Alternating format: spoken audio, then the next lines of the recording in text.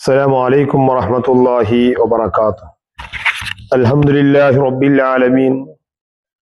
اللهم صل على سيدنا محمد وعلى آل سيدنا ومولانا محمد. ഏറ്റവും സ്നേഹം ബഹുമാനം നിറഞ്ഞ മുഅ്മിനീങ്ങളെ, നാം എപ്പോഴും സന്തോഷത്തോടെയും നല്ല സ്നേഹത്തോടെയും ജീവിച്ചുകൊണ്ടിരിക്കുമ്പോൾ പെട്ടെന്നുള്ള ഒരു ദുഃഖ വാർത്തകൾ കേൾക്കുമ്പോൾ വല്ലാത്തൊരു മനസ്സിൽ പേടി വരുന്നൊരു രംഗം നമ്മൾ കേൾക്കുന്നുണ്ട്. എല്ലാ ദിവസവും കേൾക്കാറുണ്ട്. എന്നാൽ ഞാൻ വലിയൊരു 42 പേരുകൾ ഒരു ബസ്സിലൂടെ പോകുമ്പോൾ മക്കയിൽ നിന്ന് മദീനയിലേക്ക് പോകുന്ന സമയത്ത് പെട്ടെന്നുള്ളൊരു അപകടം വന്നുകൊണ്ട് ഇന്ത്യയിൽപ്പെട്ട 42 പേരുകളും ഉംറയ്ക്ക് വേണ്ടി പോവുകയാണ്. ആ 42 പേരുകളിലും മരണപ്പെടുകയാണ് ചെയ്ത അപകടത്തിൽ പെട്ടുകൊണ്ട്. എന്റെ പ്രിയപ്പെട്ട മുഅ്മിനീങ്ങളെ, അവർ പോകുന്ന സമയത്ത് ബദറിൽ പോയി ബദറിൽ തിരിച്ചു വരുമ്പോൾ മദീനയിലേക്ക് പോകുമ്പോൾ ഇവിടെ ഒരു അപകടം സംഭവിക്കുന്നവർക്ക് അറിയുമോ? ഇല്ല. എന്തൊരു സൗഹാർദ്ദത്തോടെ സ്നേഹത്തോടെ ഉറങ്ങിക്കൊണ്ട് സന്തോഷത്തോടെയാണ് പോകുന്നത്. അങ്ങനെ ലോകത്ത് പല സ്ഥലത്തും പല അപകടങ്ങൾ നമ്മൾ കേട്ടുകൊണ്ടിരിക്കുകയാണ്. അള്ളാഹു ആ മക്കയിൽ നിന്ന് മദീനയിലേക്ക് പോയ 42 പേരുകളും അള്ളാഹു അവർക്ക് നീ ഷഹീദിന്റെ കൂലിയും കൊടുക്കണം. അല്ലാ, അവർ ചെയ്ത ഉംറ അത് മഖബൂലായി നീ സ്വീകരിക്കണം റഹ്മാനെ. എത്ര പിഞ്ചു മക്കളാണ് അള്ളാഹുവേ, നിന്റെ വെളിവാളമാണ്. ഏത് സമയത്തും എപ്പോഴും ആരും എങ്ങനെ മരിക്കാം, അതിന് റെഡിയായിരിക്കുന്നവരായിരിക്കണം മുഅ്മിനീങ്ങൾ. പക്ഷെ ഇങ്ങനെയുള്ള ദുർമരണം, തീപിടുത്തത്തിലൂടെ ഒരാൾ നോക്കാൻ പറ്റാത്ത, ശരീരമാകെ ബന്ധ് ഒന്നും മുഖം പോലും അറിയാത്തതിൽക്കുള്ളൊരു മരണം നീ ഒരു മുഅ്മിനീങ്ങൾക്ക് നീ തരല്ല റഹ്മാനെ. അങ്ങുള്ള മരണത്തോട്ട് അള്ളാഹുവേ ഞങ്ങൾ കാവൽ ചോദിക്കുന്നു. അല്ലാ, നീ തരല്ല റഹ്മാനെ. അവർക്ക് നീ ഷഹീദിന്റെ കൂലി കൊടുക്കണം അല്ലാ. അവിടെ വെച്ച് നമുക്കെല്ലാ ജന്നത്തിൽ ഫിർദൗസിൽ കൂടാൻ നീ തൗഫീഖ് നൽകണം അല്ലാ. അങ്ങനെ ലോകത്തുള്ള മക്കയും മദീനയും അല്ല, എല്ലാ ലോകത്തുള്ള സർവ്വ സ്ഥലങ്ങളിലും ആ 42 പേരുകൾ ഉംറയ്ക്ക് പോയ, ഉംറ ചെയ്തുകൊണ്ട് മദീനയിലേക്ക് പോകുമ്പോൾ ഉണ്ടാകുന്ന അപകടത്തിൽപ്പെട്ട് മരണപ്പെട്ടവർക്ക് വേണ്ടി എല്ലാ സ്ഥലത്തും ദുആരിക്കുകയാണ്. അവരെ വീട്ടിലേക്ക് നീ സമാധാനം നൽകണമല്ല. അവരെ കുടുംബത്തിലേക്ക് ബാക്കിയുള്ള കുടുംബക്കാരുണ്ടാകും. അവർക്ക് സന്തോഷത്തോടെയാണ് ഉംറയ്ക്ക് പറഞ്ഞയച്ചത്. ഇനി അവർക്ക് കാണാനില്ലല്ലോ. അല്ലാഹുവേ, അവർക്ക് നീ ക്ഷമ കൊടുക്കണം അല്ലാ, സബർ ഇട്ടു കൊടുക്കണം റഹ്മാനെ. അതുകൊണ്ട് എൻ്റെ പ്രിയപ്പെട്ട ഉമ്മയുടെ മരണങ്ങൾ ഏത് സമയത്തും, അതുപോലെ മിഞ്ഞാന്ന് ഇവിടെ മംഗലാപുരത്തിന്റെ അടുത്ത് 3 ആളുകൾ പെട്ടെന്ന് വണ്ടി അപകടത്തിൽപ്പെട്ടുകൊണ്ട് ഓട്ടോറിക്ഷയിലിരിക്കുമ്പോൾ 3 ആളുകൾ അപകടപ്പെട്ടുകൊണ്ട് മരിച്ചില്ലേ? അങ്ങനെ എപ്പോഴും കേൾക്കുകയാണ്. ഏത് സമയത്താണ് നമ്മൾ മരിക്കുന്നത് പറയാൻ പറ്റില്ല. അതുകൊണ്ട് ഉള്ള സമയത്ത് അള്ളാഹുവിനെ ഭയന്നുകൊണ്ട് നിസ്കാരം കൃത്യമായി നിസ്കരിക്കുകയും ദിക്റുകളും സലാത്തുകളും അധികരിപ്പിക്കുകയും ചെയ്യണം.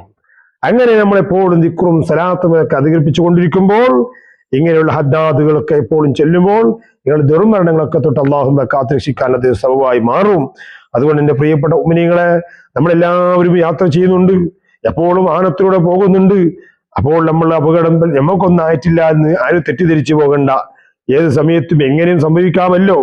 അതുകൊണ്ട് നമ്മളൊക്കെയും രക്ഷപ്പെടുന്നത് ദിക്റും അദാദുർ റാത്തിയും അതുപോലെ അളുബസ്സലാത്തും അസ്മാഉൽ ഹുസ്നയൊക്കെ ചെല്ലുന്ന ഒരുപാട് മുഅ്മിനീങ്ങൾ, സലാത്ത് പോകുമ്പോൾ ചെല്ലേണ്ട ദിക്റുകൾ ഇതൊക്കെ ചെല്ലുമ്പോൾ അല്ലാഹു തആല നമ്മൾ അപകടത്തൊട്ട് കാത്തുരക്ഷിക്കുകയാണ്. അല്ലാഹു നമ്മളെല്ലാവരും കാത്തുരക്ഷിക്കുമാറാവട്ടെ. അതുകൊണ്ട് ഇന്ന് നിങ്ങളോട് പറയാൻ പോകുന്നത്, അവർക്ക് വേണ്ടി ഉംറയിൽ മരണപ്പെട്ടു പോയ, അവിടെ പോയ 42 ഇന്ത്യയുടെ ആളുകളാണ്, നമ്മുടെ സ്നേഹിതന്മാരാണ്. ഹൈദരാബാദിലുള്ള, നമ്മുടെ കർണാടകത്തിൽ തൊട്ടടുത്തുള്ള സ്റ്റേറ്റിൽപ്പെട്ട ആളുകളാണ്. അല്ലാഹുവേ, അവർക്ക് നീ സയ്യിദിന്റെ കൂലി കൊടുക്കണം അല്ലാ. അവർക്ക് വേണ്ടിയുള്ള ദുആയാണ് ഇന്നത്തെ ഈ മജ്‌ലിസിൽ ഞാൻ പറയുന്നത്. അല്ലാഹുവേ, എത്ര മരണങ്ങളാണ്, എവിടെ വെച്ചാ മരിക്കുക, ഏത് ഭൂമിയിൽ വെച്ചുകൊണ്ടാ മരിക്കുക, നമുക്ക് പറയാൻ കഴിയില്ല.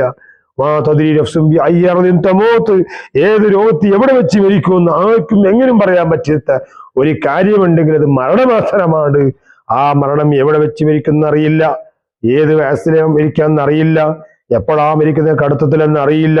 അപ്പൊ അറിയാത്തൊരൊറ്റ കാര്യമുള്ളത് മരണം മാത്രമാണ്. ആ മരണമുണ്ട്, അത് എല്ലാവർക്കും ഉള്ളതാണ്. ഇന്നല്ലെങ്കിൽ നാളെ നമ്മൾ പോയി കിടക്കേണ്ട ഖബറുണ്ട്.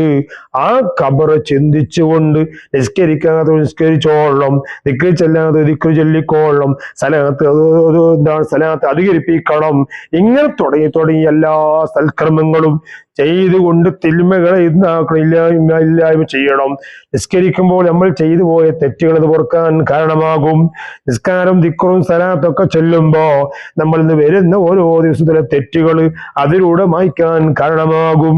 അതുകൊണ്ട് എന്റെ പ്രിയപ്പെട്ട ഉമ്മിനീങ്ങളെ, അല്ലാഹുവിനെ ഭയപ്പെട്ട് ജീവിച്ച് ആഖിറത്തെ പേടിച്ചുകൊണ്ട് ജീവിക്കണമെന്ന് മാത്രം ഈ സമയത്ത് ഓർമ്മപ്പെടുത്തിക്കൊണ്ട് അവർക്ക് വേണ്ടി ഒരു 10 ദിക്ർ ചൊല്ലി പിരിയാം.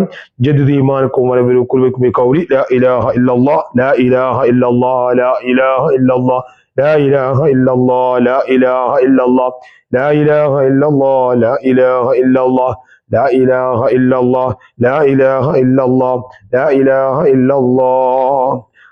റഹ്മാൻ റബ്ബിൽ ചൊല്ലിയ ദിക്ർ അള്ളാഹു ഇവിടത്തേക്ക് ആ ഒരു ഷഹീദിന്റെ കൂലി 42 പേരുകൾ മരണപ്പെട്ടു ഖബറിലേക്ക് എത്തിച്ചു കൊടുക്കണം. അല്ലാഹ് ഖബർ വിശാലമാക്കണം റഹ്മാനെ. പഠിച്ചവനെ അവിടുന്ന് അപകടത്തിൽ വിട്ടുകൊണ്ട് ഹോസ്പിറ്റലിൽ കിടക്കുന്നവരുടെ നീ ശിഫ നൽകണം. അല്ലാഹ് പഠിച്ചവനെ അവരുടെ വീട്ടിലേക്ക് നീ ക്ഷമ നൽകുന്ന സമയം ഇട്ട് കൊടുക്കണം റഹ്മാനെ. അള്ളാഹു ഞങ്ങളുടെ മരണത്തൊട്ടുകളെ കാക്കണം റഹ്മാനെ. പെട്ടെന്നുള്ള അപകടത്തൊട്ട് നീ കാക്കണം അല്ലാഹ്. പഠിച്ചവനെ നമ്മൾ വന്നുപോയി ചെറുതും വലുതുമായ ദോഷം നീ പുറത്തു കൊടുക്കണം അല്ലാഹ്. പഠിച്ചവനെ അള്ളാഹുയെ മക്കളിൽ നിന്ന് ഉംറ എല്ലാ കാര്യം നിർവഹിച്ചുകൊണ്ട് പോകുമ്പോൾ അവിടെ നിന്ന് മരണപ്പെട്ടതാണ്. അള്ളാഹുയുടെ ഉംറ സ്വീകരിക്കണം റഹ്മാനെ. കബൂൽ ചെയ്യണം അല്ലാഹ്. നീ കബൂൽ ചെയ്യണം അല്ലാഹ്.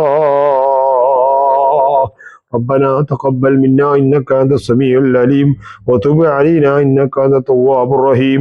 آمين برحمتك يا أرحم الراحمين. فضل صلى الله على محمد صلى الله عليه وسلم صلى الله على محمد صلى الله عليه وسلم.